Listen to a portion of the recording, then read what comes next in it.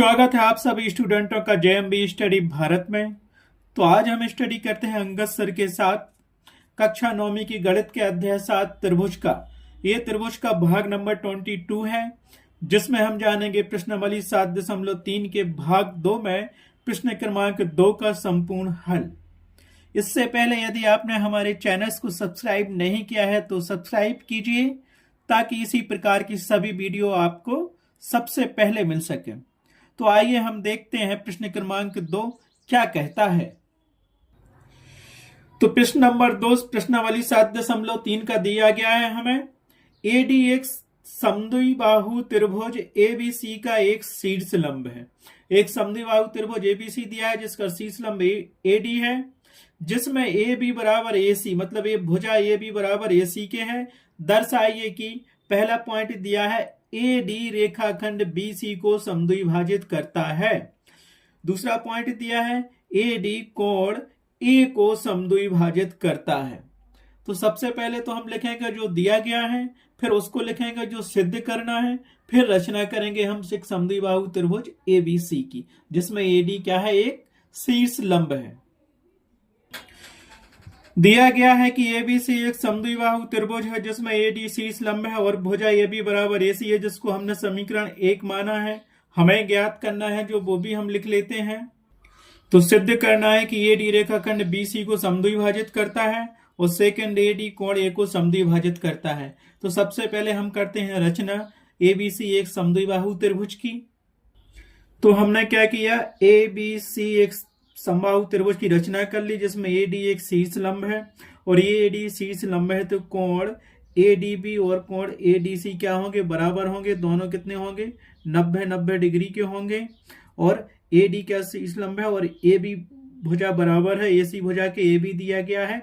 हमें ज्ञात करना है कि रेखाखंड बीसी एबी को 2 समान पार्टों में बटाता है और ये करना है कि कोण ए को 2 समान कोणों में विभाजित करता है। तो बी ए डी और सी ए डी ये दोनों कोण आपस में बराबर होना चाहिए, वो कह रहा है। तो ये निकालना, तो पहले तो हम 2 त्रिभुज लेते हैं।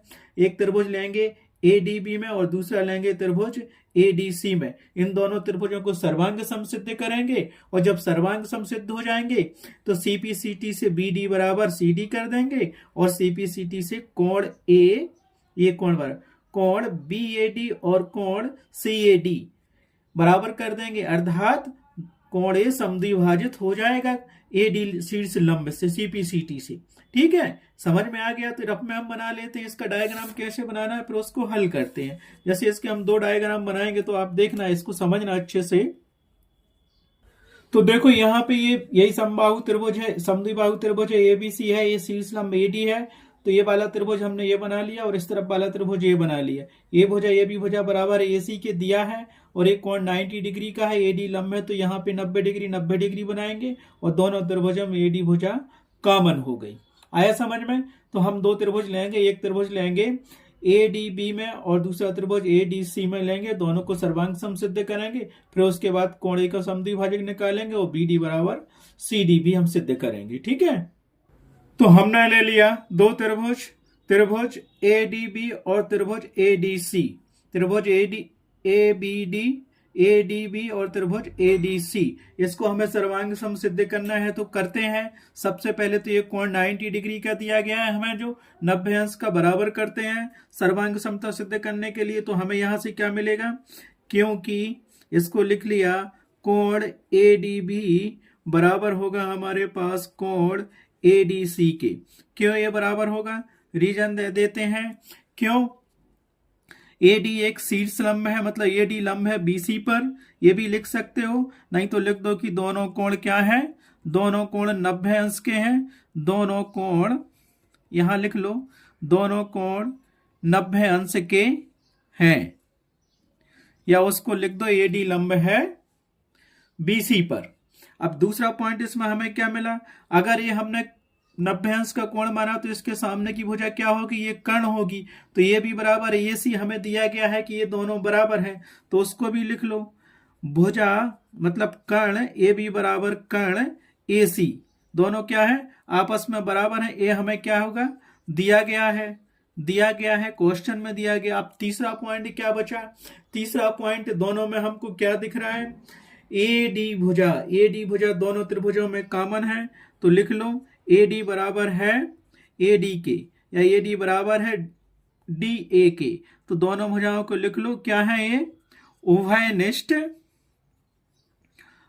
उभयनिष्ठ भुजा है।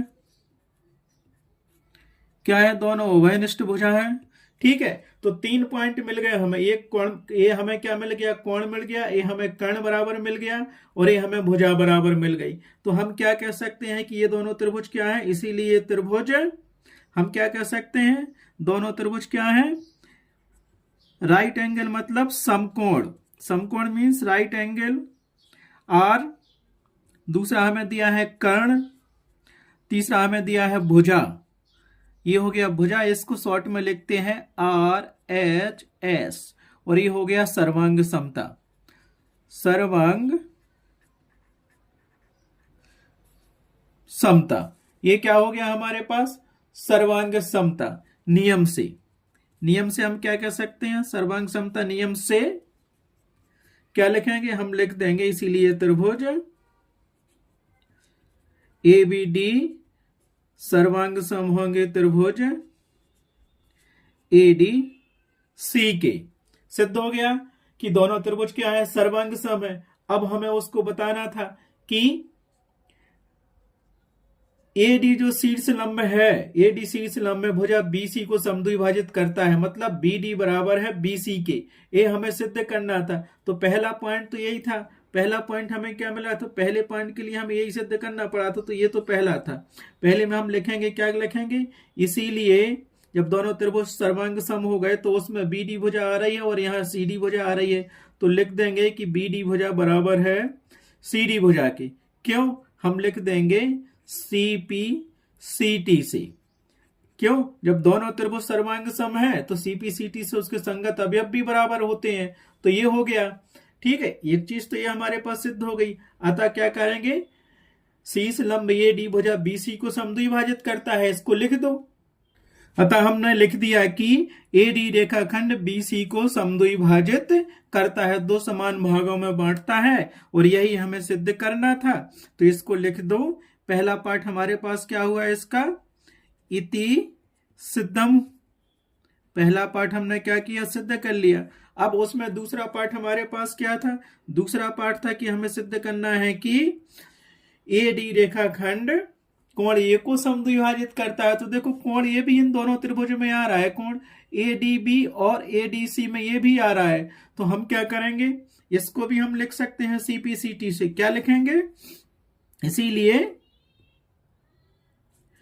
कोण हमें ये करना है, तो इसको लिख लो BAD बराबर होगा कोण CAD के।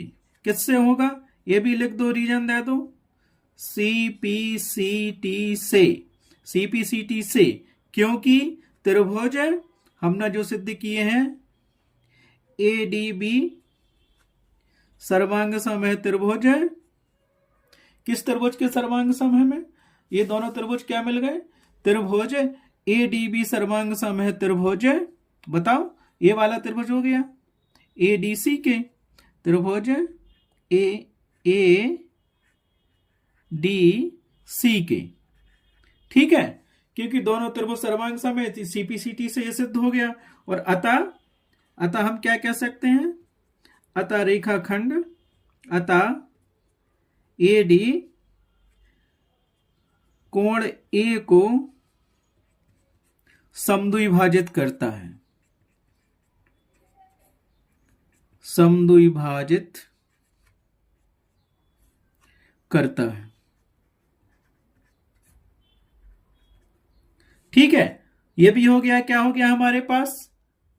जब समद्विभाजित करता है तो ये भी सिद्ध हो गया हमारे पास। तो इसको लिख दो इति सिद्धम।